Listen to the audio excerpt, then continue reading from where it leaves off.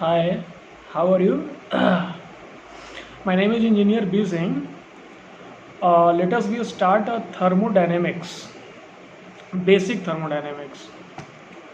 So in this course, first of all we discuss like हम लोग thermodynamics पढ़ते क्यों हैं, हमारे डे टू डे लाइफ में इनका क्या रिक्वायरमेंट है, नहीं पढ़ेंगे तो क्या हो जाएगा, पढ़ेंगे तो क्या फ़र्क पड़ जाएगा. Are you getting me?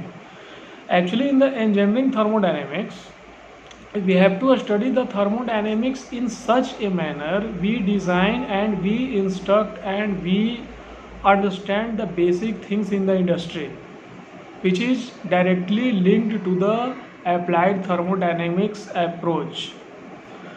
But thermodynamics का जो रेंज है वो यहीं तक नहीं है. असल में हम लोग थर्मोडायनेमिक्स को पढ़ते नहीं हैं, थर्मोडायनेमिक्स को लर्न करते हैं. आप जितना ज़्यादा थर्मोडायनेमिक्स को लर्न कर लेंगे उतना ही ज़्यादा थर्मोडायनेमिक्स पढ़ लेंगे. ये और सब्जेक्ट्स के कंपैरिजन में ऐसा नहीं कि आप उसको पढ़ रहे हैं या उसको सीख रहे हैं, ऐसा नहीं है. थर्मोडायनेमिक्स को लर्न करना पड़ता है, बिकॉज आप इसको जितना लर्न करेंगे उतना ही पढ़ पाएंगे. So let us B start thermodynamics. Thermodynamics जो है एक ग्रीक वर्ड है. ग्रीक वर्ड थर्मो का मतलब होता है हीट और डायनेमिक्स का मतलब मोशन, ऑलरेडी नो. तो हम लोग जो बेसिक थर्मोडायनेमिक्स पढ़ते हैं उसमें हम लोग इनर्जी इंट्रैक्शन, इनर्जी के बारे में, हीट का इंट्रैक्शन कैसे हो रहा है. जैसे हमारा हेयर है तो हेयर हमारा ब्लैक है या ग्रे है, इसमें भी थर्मोडायनेमिक्स है. जब आप पढ़ेंगे आगे थर्मोडायनेमिक्स, ब्लैक बॉडी समथिंग, तो आपको पता लगेगा.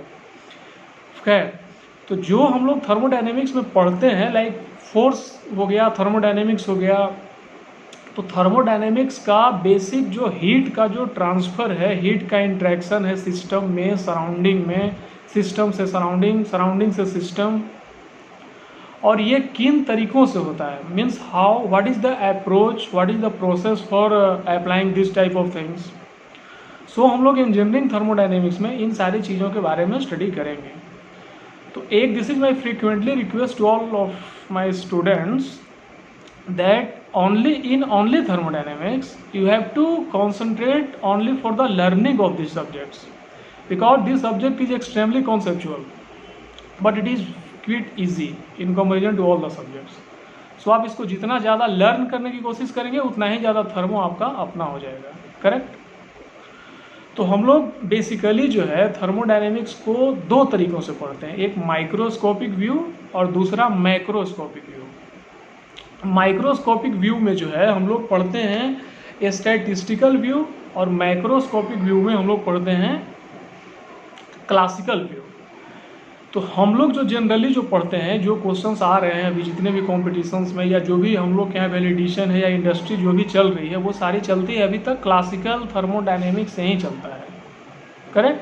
सो we stress only on the classical thermodynamics. Correct? तो क्लासिकल थर्मोडायनेमिक्स में हम लोग ओनली माइक्रोस्कोपिक व्यू के बारे में पढ़ेंगे.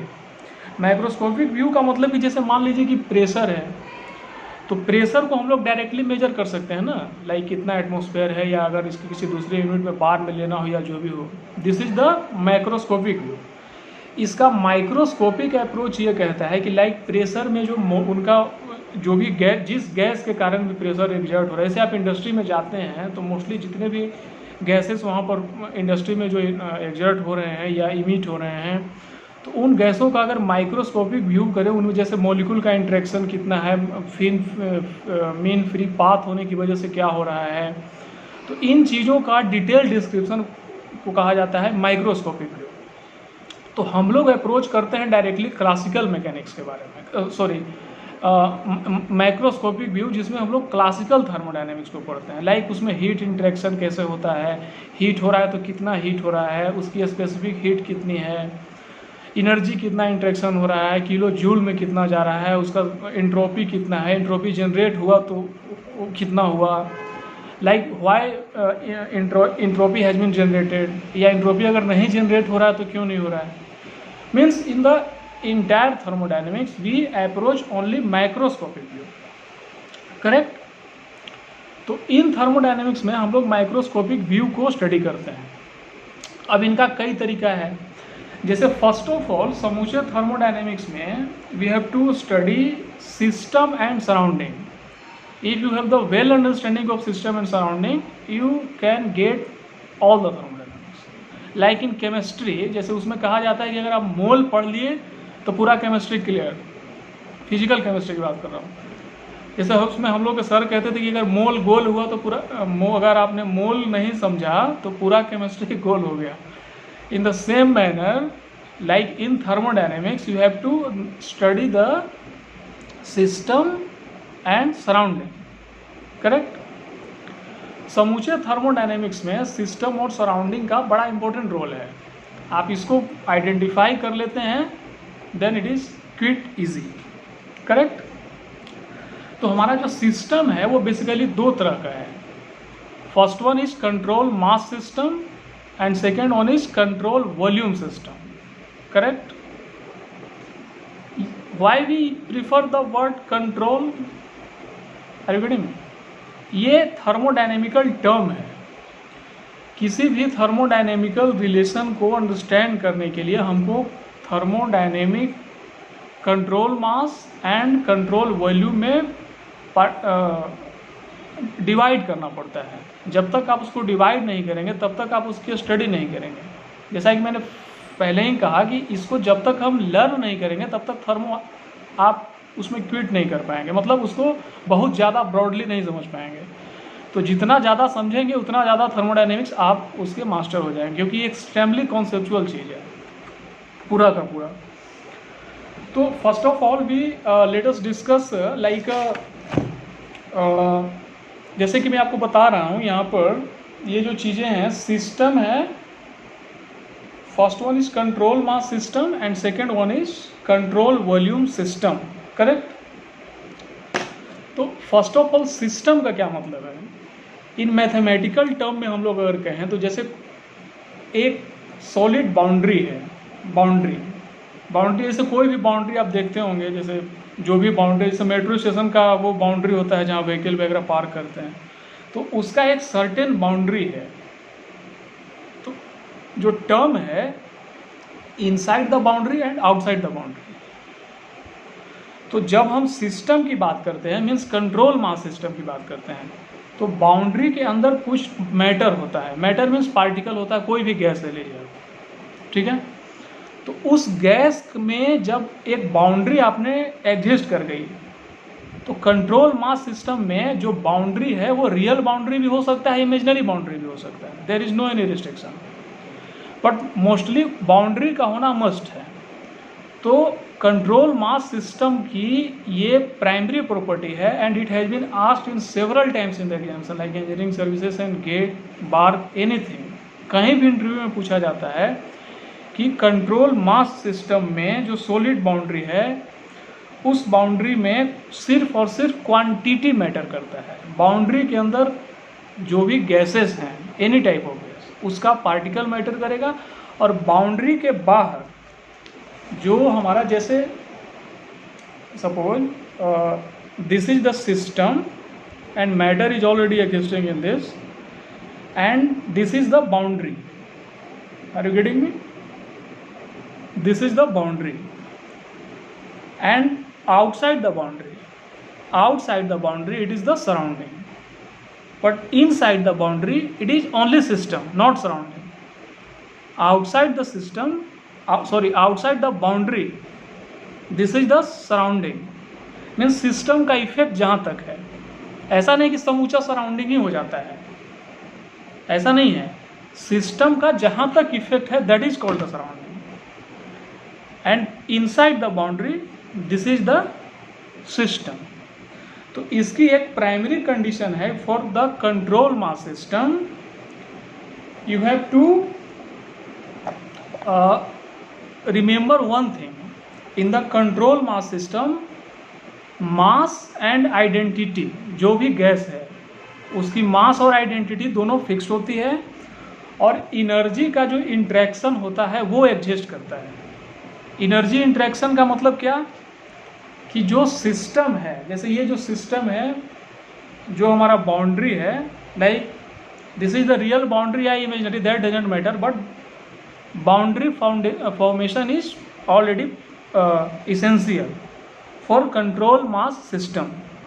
तो इसमें एनर्जी का इंटरेक्शन होता है, मतलब सराउंडिंग से एनर्जी लेता भी है और सराउंडिंग को एनर्जी देता भी है। It gives the energy to the surrounding and absorb the energy also from the surrounding. This is the basic property of control mass system, but it never give the mass interaction from the system to the surrounding and surrounding to the system. Mass का जो formation है वो कभी भी possible नहीं है, it will never possible. Means control mass system में आपका जो एनर्जी का इंटरेक्शन है सिर्फ वही पॉसिबल होता है। मास का हमारा जो इंटरेक्शन है वो सिस्टम से सराउंडिंग में सिस्टम से सराउंडिंग में मास का इंटरेक्शन और मास से surrounding to system and system to surrounding mass नहीं होता, एनर्जी का इंटरेक्शन सिर्फ एग्जिस्ट करता है in the control mass system. अब सवाल हुआ कि इस कंट्रोल मास सिस्टम को ऑब्जर्व करने की ज़रूरत क्या है। It is extremely quick question and it is widely arised questions by the student community. तो होता क्या है कि जैसे कि मान लीजिए आप इंडस्ट्री में गए हैं, इंडस्ट्री में फिन का सिस्टम लगा हुआ है, फिन जहाँ पर ऑटोमोबाइल की जो फिन बनती है, तो उसमें मान लीजिए 10 फिन लगा हुआ है। तो 10 फिन में जो है 10 फिन से जो है एनर्जी इमिट हो रही है और एनर्जी एग्जिस्ट हो रही है। तो आप में जो है अगर आप वहाँ पर एज ए इंजीनियर वर्क कर रहे हैं तो आपके पास वहाँ जो मान लो मैनेजिंग डायरेक्टर हैं, सर ने कहा कि भाई हमारा जो पर्टिकुलर फिन का टेम्परेचर या पर्टिकुलर फिन से कितनी एनर्जी एग्जर्ट हो रही है ये मुझे मेजर करके बताओ। करेक्ट, मान लीजिए 10 फिन लगा हुआ है, 10 फिन से एनर्जी एग्जर्ट हो रही है। ऑब्वियसली जब कोई चीज़ हीट हो रहा है, हीट होने का मतलब क्या हुआ, हीट होने का मतलब टेम्परेचर का बढ़ना ही होता है ना। करेक्ट, तो मेरा यहाँ मैं स्ट्रेस कर रहा हूँ कि why we prefer control mass system and control volume system. तो जो मैंने फिन का एग्जांपल दिया, तो वहाँ से उसको आपको कंट्रोल मास सिस्टम में फिक्स करना पड़ेगा। कंट्रोल मास फिक्स हम करेंगे, आप एक बाउंड्री सेटअप करेंगे तो कितना वो एनर्जी का इंटरेक्शन बाहर कर रहा है और कितना अंदर कर रहा है पता लग जाएगा ना। So due to this type of reasons we study the control mass system. Okay, now second one is controlled volume system. ये भी बिल्कुल सेम है उसी की तरीके से। कंट्रोल वॉल्यूम सिस्टम, इनका भी एक बाउंड्री फिक्स्ड होता है जैसे हम लोग कंट्रोल मास सिस्टम में किए थे, बट इनका कंट्रोल सरफेस और कंट्रोल वॉल्यूम सारा कुछ फिक्स्ड है। बट इसमें एक चीज़ ये है कि न इसमें मास का इंटरेक्शन सराउंडिंग से होता है और न एनर्जी का सराउंडिंग से होता है। मीन्स मास का ट्रांसफॉर्मेशन और एनर्जी का ट्रांसफॉर्मेशन दोनों पॉसिबल नहीं है सराउंडिंग से इन the control volume system. Correct, तो कंट्रोल मास सिस्टम और कंट्रोल वॉल्यूम सिस्टम में हम लोग सिस्टम का जो स्टडी करते हैं वो दो तरीके से करते हैं। Means we study the system by the two methods, first is control mass system and second one is control volume system. ये हम लोग सारी चीज़ें सिस्टम को स्टडी करने के लिए पढ़ते हैं। सिस्टम को क्यों पढ़ते हैं, जब तक आप सिस्टम में सारी चीज़ें जितने भी हम लोग थर्मोडायनेमिक प्रॉपर्टीज पढ़ते हैं, लाइक प्रेशर किस तरीके से वेरी कर रहा है, टेम्परेचर कैसे वेरी कर रहा है, आइसोबारिक है, आइसोकोरिक है, एडियाबेटिक है, हीट इंट्रैक्शन है, फर्स्ट लॉ ऑफ थर्मोडायनेमिक्स चल रहा है, सेकेंड लॉ ऑफ थर्मोडायनेमिक्स है, इंट्रोपी कितना है, कितना वेरी कर रहा है, why it is fluctuating, why not fluctuating. So this type of things can be understood by the thermodynamics system. Hope आप समझ रहे होंगे इन चीज़ों को मैं क्या कह रहा हूँ। उसी तरीके से एक होता है isolated system. In the Hindi, आप हिंदी में अगर समझ सकते हैं तो आइसोलेटेड को हम लोग बोलते हैं बिल्कुल अलग थलग रखना। जैसे कोई आदमी है बिल्कुल अलग थलग है, कोई पॉलिटिशियन है बिल्कुल अलग थलग रहता है। तो उसी तरीके से सिस्टम में एक क्लोज्ड सिस्टम को आप आइसोलेटेड कर देंगे, उसका बाउंड्री को फिक्स कर देंगे, मतलब ना एनर्जी का इंटरेक्शन होगा ना मास का इंटरेक्शन होगा। तो that is called the isolated system. उनका हम लोग स्टडी करते हैं वहाँ पर। So in the entire thermodynamics we study the system and surrounding. For the following ways we study several type of factors. Now अब इसमें एक चीज़ ये है कि 3 चीज़ें एग्जिस्ट करती है थर्मोडायनेमिक्स में। सबसे पहले बेसिक हीट होता क्या है, टेम्परेचर। और इसमें जो हम लोग थर्मोडायनेमिक्स अप्रोच को जैसे जैसे हम लोग अंडरस्टैंड करेंगे, तो हम लोग इनका जो सॉल्व जो हम लोग करते हैं वो मैथमेटिकल अप्रोच से करते हैं। Means we can solve all types of thermodynamic functions by the mathematical relations. So we understand some basic concepts like extensive property, intensive property, extensive property, what is heat, what is a specific temperature, what is only temperature. So first we discuss heat. Heat is nothing, heat is only measure the hotness या coldness, like कितना गर्मी है या कितना ठंडा है, that is measurable by the heat. Very simple. Temperature is the property and it is the point function. Like internal energy, किसी भी फंक्शन का इंटरनल एनर्जी हो सकता है। इंटरनल एनर्जी आप किसी भी सिस्टम का, किसी भी गैस का, किसी सराउंडिंग में किसी चीज़ के बारे में मेजर करते हो तो उनका इंटरनल एनर्जी है। And it is always that function of temperature, correct. So according to this type of things, one thing which is extremely used in the first chapter, like first law of thermodynamics. तो जो भी thermodynamics हमारा approach जो apply हो रहा है वो किसी सर्टेन रूल से चल रहा है, उनका सर्टेन फंक्शन है, उसके बारे में हम लोग डिटेल स्टडी करेंगे और उस पर बेस्ड एग्जाम्पल्स को हम लोग सॉल्व करेंगे using the mathematics and understanding the thermodynamics. Like for example first law of thermodynamics. First law of thermodynamics is within the system energy interaction is equal to work done plus change in internal energy. Like किसी boundary में जो heat supplied है वो उसके internal energy और work done के बराबर है, ये कहता है फर्स्ट लॉ ऑफ थर्मोडायनेमिक्स। अब इसमें कई चीज़ें हैं, जैसे वर्क डन होता क्या है, क्यों होता है, वर्क डन नहीं होगा तो क्या हो जाएगा। तो इन सारी चीज़ों के बारे में हम लोग डिटेल स्टडी करेंगे। जैसे वर्क डन होता क्या है, प्रेशर क्या होता है, हीट इंट्रैक्शन क्यों होता है, होता क्यों है, नहीं होगा तो क्या हो जाएगा। तो इन सारी चीज़ों को थर्मोडायनेमिक्स हम लोग अप्रोच करते हैं। जैसे ट्रेन जो पहले जो कोयला वाला इंजन चलता था उसमें काफ़ी वो निकलता था, वाष्प जिसको बोलते हैं हम लोग, वेपर बोलते हैं, उनकी स्टडी और अभी की स्टडी में क्या फ़र्क पड़ गया है, तो उन चीज़ों के बारे में हम लोग स्टडी करेंगे, सारी चीज़ों के बारे में, और ये आपको मैं लेटेस्ट डिस्कस करूँगा। So firstly, we have to concentrate on the fundamentals. If you are good at fundamentals, your thermodynamics is extremely good, no doubt. Correct? Okay, best. Thank you.